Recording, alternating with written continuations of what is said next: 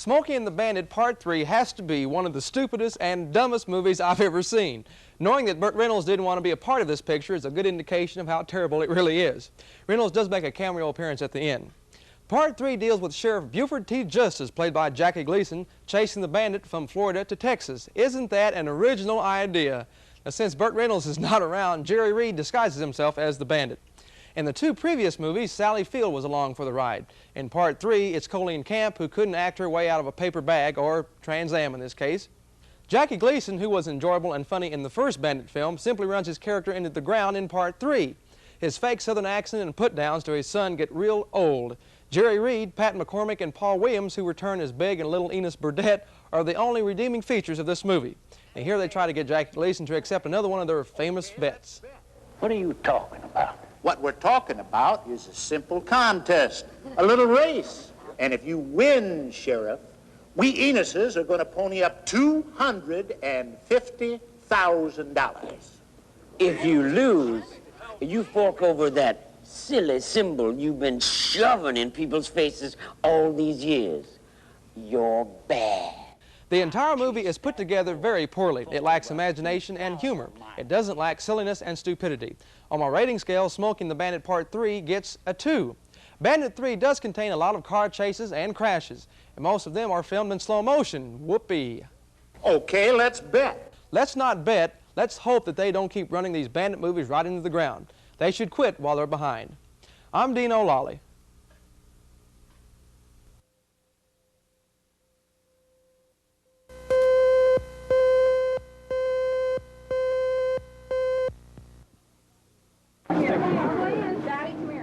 There is one job in Hollywood that seems to be the ideal way to break into show business: tour guide at Universal Studios. Not only are they paid to spend their days on the studio backlot, but the tour guides have a constant flow of adoring crowds to entertain. Part actor, part historian, part public relations person, the Universal tour guide is the movie fan's liaison to that mysterious, dazzling world of movie making. This job keeps you very current with what's going on in the industry. You have to stay current. You're involved in a motion picture studio that deals with all types of entertainment, which is very good if you're interested in the industry. In Hollywood, tour guide positions are highly sought after, so naturally the studios pick only the cream of the crop. Once selected, the trainees first attend tour guide school on the studio lot. Well, I'd like to welcome all of you to the studio today. I know we've got... First, we look at the background on the application. We look for a performing background or a professional background as far as film school goes or something like that. Then we call in people for an interview, an audition, and then we really look at things like enthusiasm. They have to have the right personality for it, poise, stance, appearance, audience rapport. It's quite a package. After completing the training course, the tour guides are on their own, which is exactly the way they like it. They can't film 24 hours around the clock, but to give you the illusion that it's nighttime, they covered the entire street with this black tarp, which cost them well over $1 million. But tour guide is only a beginning. Alumni such as the director of War Games and Blue Thunder, John Badham, have taken the next step. I was one of the first tour guides. I think there were 3 or 4 of us at that time, and we had 2 trams, and we did 2 tours apiece each day. It kept me working at a movie studio where I was able to, in my time off, go and watch Alfred Hitchcock shoot and various directors that were working and ask questions. You really were able to be around the business, which was very good. Tomorrow on Action 4, we'll take a look at the newest attraction on the Universal Studios tour. I'm Dean O'Lally.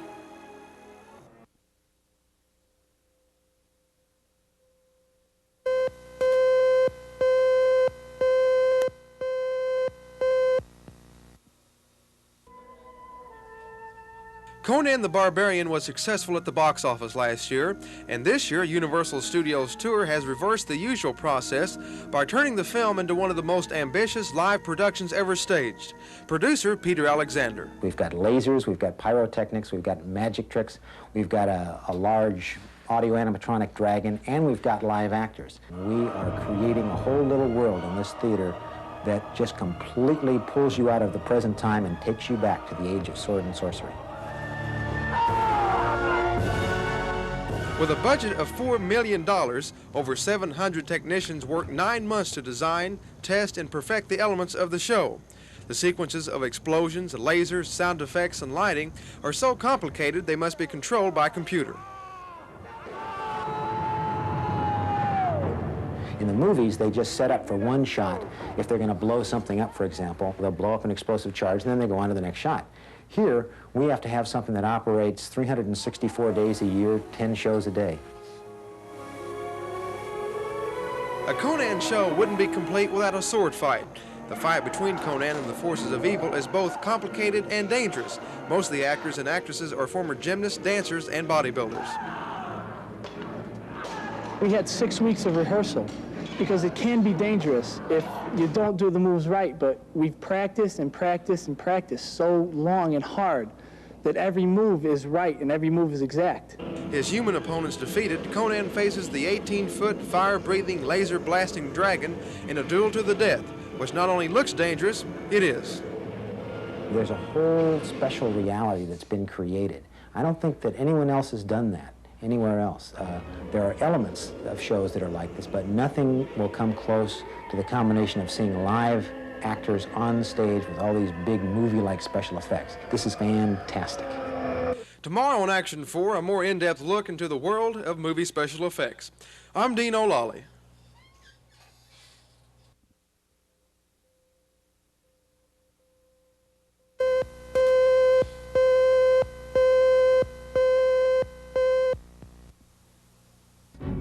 Special effects have become box office attractions in and of themselves, in some cases as popular as human stars of the movies. But for Earthquake, Los Angeles only had to collapse once. The battle against Jaws only had to be fought once. On the Universal Studios tour, however, the special effects have to happen up to 200 times a day, day in and day out. Ron Benson oversees the entire tour operation. There's approximately 12,000 gallons of water that will come down, rushing down at the tram. And we've just modified it so the effect is greatly increased. And what happens is we just pump it back up with 2 pumps, and it'll recycle in approximately 90 seconds, and we'll be ready for the next tram. The flash flood was a practical movie set. It was dressed up as a row of garages in Earthquake. Jaws, on the other hand, was inspired by the series of shark movies. Ed Huntington helped build the tour attraction. There was a tremendous amount of manpower that went into the creation of the Jaws effect. In fact, at one time we had an area of the studio called Jaws City, where the original shark was built. The one from the Jaws movie, there were several that could only do 1 or 2 different functions. This one here, by the way, is built special for the tours because of the amount of gyrations and the different animated things that we wanted to incorporate in this.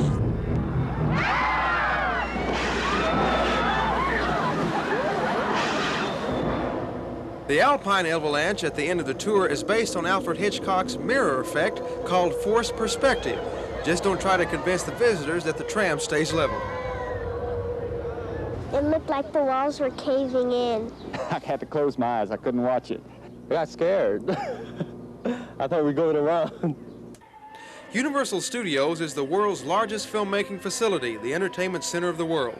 Every year, over 3 million visitors come to the backlot because moviegoers are interested in how films are made. That's exactly what Carl Laemmle knew 67 years ago when he opened the studios to the public. I'm Dean O'Lally.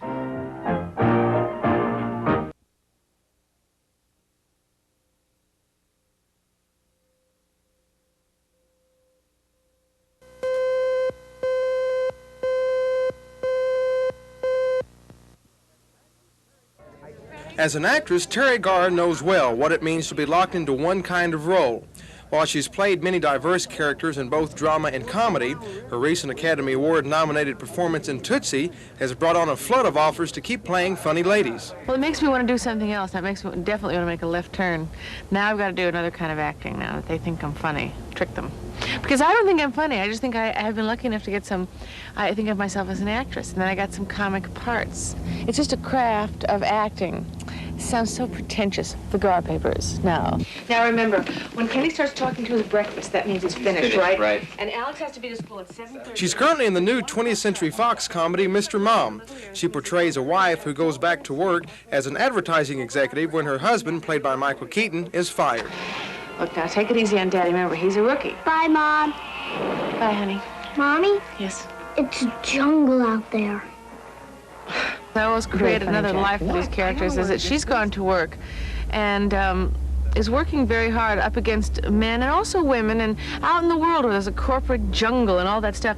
And I think as half of her mind's got to be on that family, because if she never had it, it wouldn't be, but she's taking care of those kids. And it must be in her mind all the time. What are they doing now? What time is it? She must be feeding this and that. And consequently hasn't given herself the biggest jobs and has taken the minimum work. I mean, it's just like passing through. While Mr. Mom is another comedy for Garr, it springs from the changing roles in today's society, and that's a subject close to her heart. We have people to do that. Sorry. Have it. Boys are taught when they're kids to football, baseball, games of war, competition with rules. You compete, you compete, you compete. And girls aren't taught competing. They're taught to play with dolls, or if you want to compete, you say, oh, I like your shoes. Where did you get them? I mean, it's not the same. Ron? And who would Ron be? Oh, Ron Richardson. Everyone here at the Richardson Franco Agency calls him Mr. Richardson. Human beings are allowed to strive for equal things.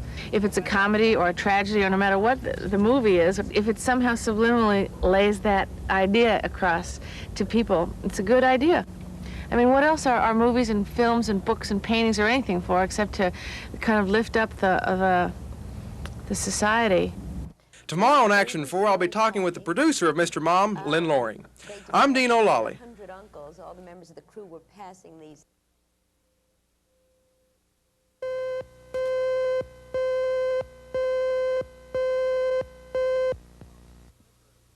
Mr. Mom is a contemporary comedy about a man, played by Michael Keaton, who swaps his briefcase for his wife's apron so that she becomes the breadwinner while he is introduced to the joys of motherhood. Now, most people agree that a comedy is more difficult to produce than a drama. Producer Lynn Loring explains what some of the hard and easy parts were of producing the movie Mr. Mom. Well, it becomes very easy when you hire a terrific director like Stan Dragoti and a great cast, Michael Keaton, Marty Mull, Teri Garr, and Jillian, Chris Lloyd from Taxi. Makes your job real easy. The tough things are when you find yourself supposed to shoot an outdoor picnic scene with 350 extras and you suddenly look up and the rain is coming down. And then you have to figure out ways on other days to save the money that you've spent those days. So that's some tough stuff. Is that some of the pressures of your job? Yeah, the pressures of being a producer are you worry about money, coming in on time, getting the best performances possible, having a hit, and keeping your head on straight. Well, how was it working with Michael Keaton and Teri Garr? It seemed like it'd be a lot of fun to work with. It was a lovely set. I think it was Ed Wynn years ago who said that comedy is a very serious business. And it's very true. There's an enormous amount of discipline and professionalism needed to do comedy. And Michael and Teri both very serious about their work, as is Stan Dragoti. I mean, yes, it was a happy set, but it was not out of control. There were a couple of days which got a little crazy, but... Everyone gets carried away. Yeah, but long hours, you know, you suddenly get zany at about 11 at night. Tomorrow on Action 4, I'll be talking to one of the co-stars of Mr. Mom and Jillian. I'm Dean O'Lally. To all these different places, and...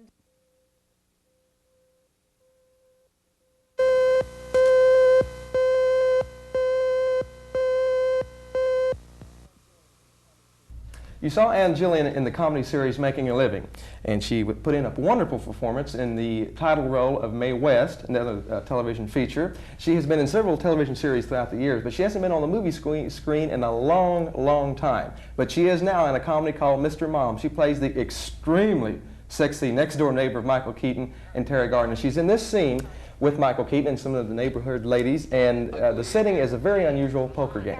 All right, I will see you your tender victuals, and I'll raise you a 50-cent yo play and a $2 rebate on a Domino's pizza, and 2 for 1 Sun Pure frozen entree. How about that? What do you got? She's bluffing. Are these any good? Well, you've got 2 pair. You've got plenty. That was Jillian in Mr. Mom. And this is Jillian today talking with me. My, how you had changed. You're still very sexy, though, I must say. Oh, thank you. Now, you play the part of Joan in Mr. Mom. What is she like? I have always perceived her to be mischievous. She's a divorcee, number one.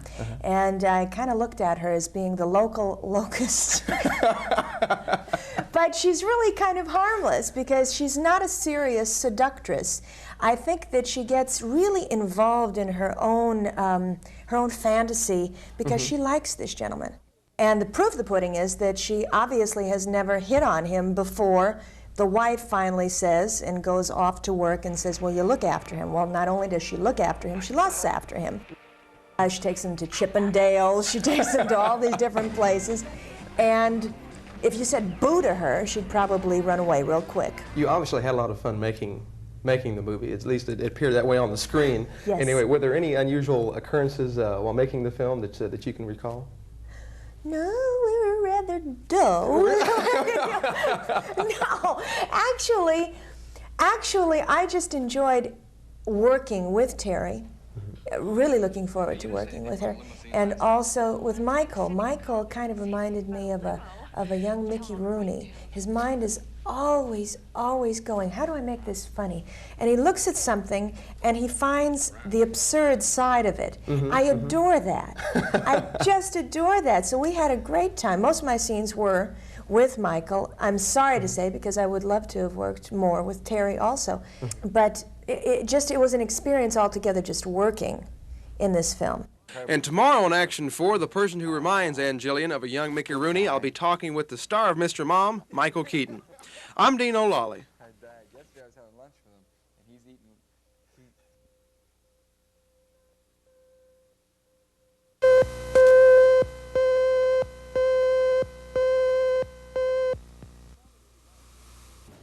If you saw the movie Night Shift, then you will definitely remember this character who, in my opinion, stole the picture. His name was Billy Blaze.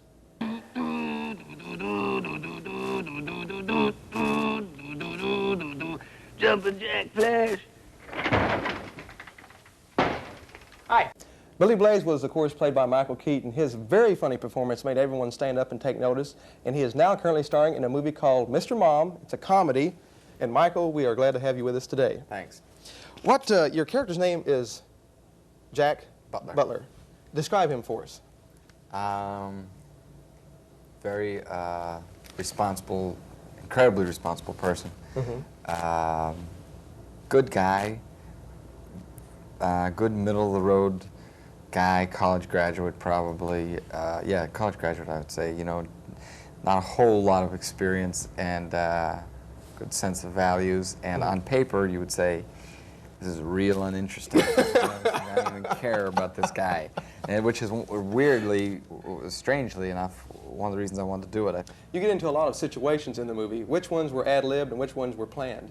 Because some of it it's hysterical. It really was.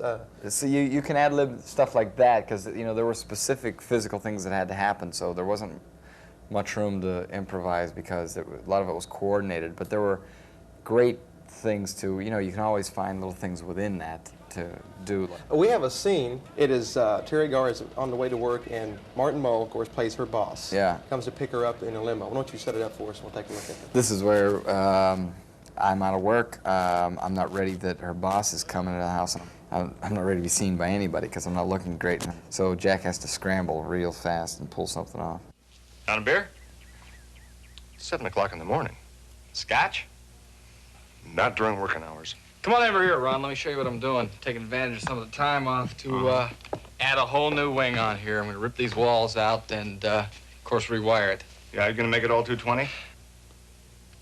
Yeah, 220, 221, whatever it takes. What did you ever decide on, 220, 221, or? I went with the 221. Who do you think will get the most out of this movie, men or women? I think you're going to assume women are, but I think when you go see it, men are. And Monday on Action 4, I'll review the movie Mr. Mom.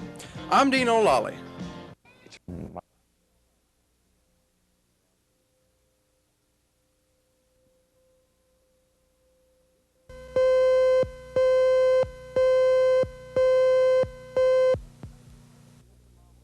We've seen the basic premise to Mr. Mom before in other films and television shows. The husband, for one reason or another, all of a sudden is faced with doing household chores, taking care of the kids, going grocery shopping, and so forth.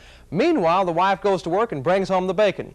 But in the case of Mr. Mom, Michael Keaton and Teri Garr are so talented, they breathe some new life into an otherwise old and familiar situation. Michael Keaton is a young Detroit automobile executive. His wife, played by Teri Garr, and their 3 children lead a nice, comfortable life in suburbia. But when Keaton is handed his pink slip, Teri Garr, after 8 years of being a homemaker, is jettisoned into the working world. Keaton is left at home to take care of the kids. Where's Bobby keep the extra diapers? Fight the kitchen utensils. Invent new ways to heat cheese sandwiches. Run races in the supermarket. Fight the washing machine. And wrestle with the destructive vacuum cleaner.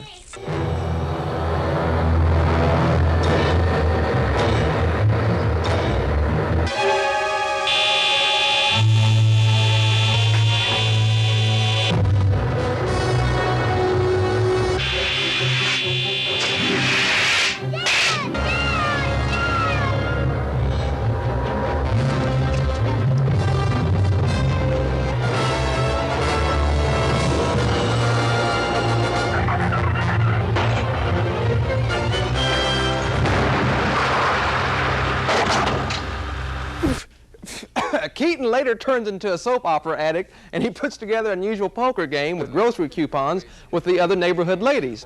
Meanwhile, Martin Mull portrays Teri Garr's boss. He's an advertising executive who becomes interested in Garr. She, in turn, has great success at the advertising agency. Later, there are some misunderstandings between Mull, Keaton, and Teri Garr.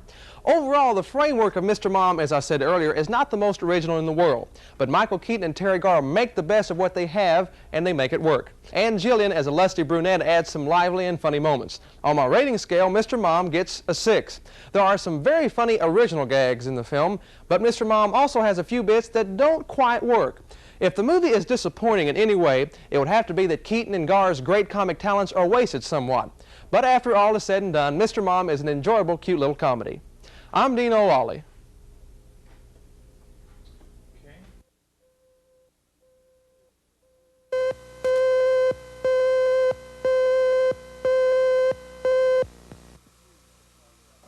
I've mentioned before in other reviews talking about movies like, let's see, Friday the 13th, Part 3 in 3D, you got Grease 2, you got the Amityville Horror. You know, these movies are so bad, so poorly done that they're actually fun to watch, okay? Well, we have the latest movie in that same category, the bad but funny movie. It's called, are you ready? Hercules. This one's really a killer, folks. Lou Ferrigno portrays Hercules. He at least looks the part, that's for sure. His acting ability, though, leaves a lot to be desired. I think if he was given a good part with a good script and director, he would show he has some acting ability.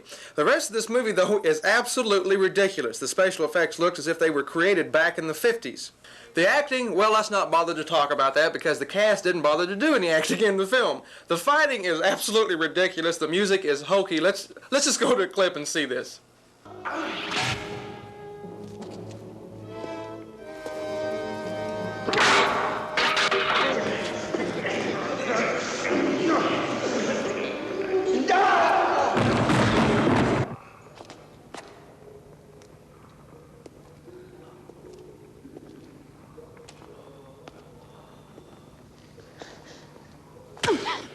Now, she thinks she's going to hurt him with that little knife after he was catching those big spears. That's really, really logical. You know, Hercules is really nothing but a big joke. I'm not even going to bother to walk out to my theater seats to review it. I'm not going to rate it. I'll just end by saying that Hercules is a muscle-bound, overpowering disaster. I'm Dean O'Lally.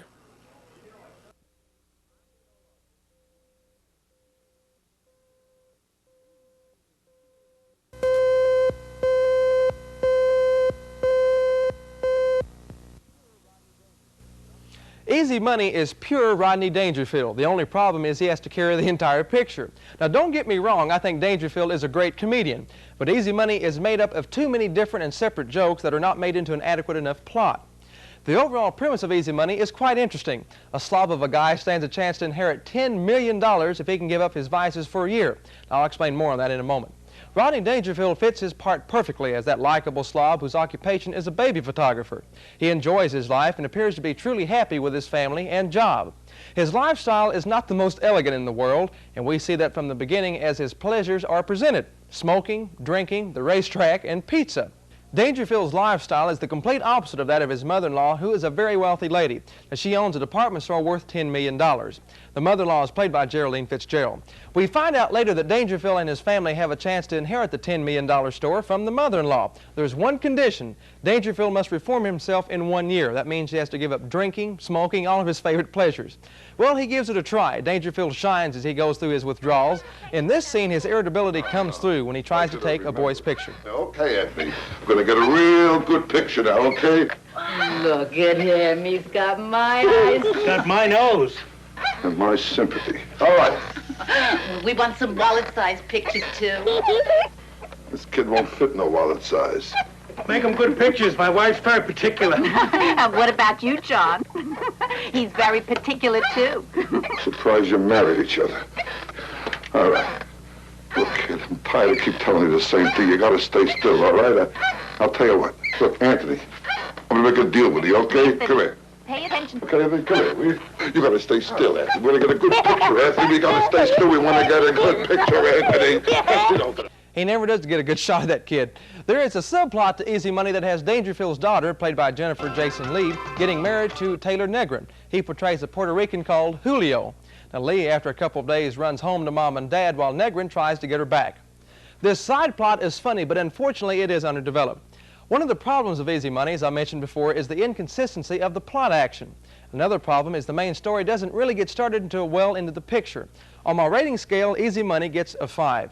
If it were not for Dangerfield's great comic talents, a lot of the jokes would have fallen flat. The supporting cast members, Joe Pesci, Candy Azera, all do a decent job. If you like Rodney Dangerfield, then you'll get some enjoyment out of Easy Money. But overall, the picture is still disappointing. I'm Dean O'Lally.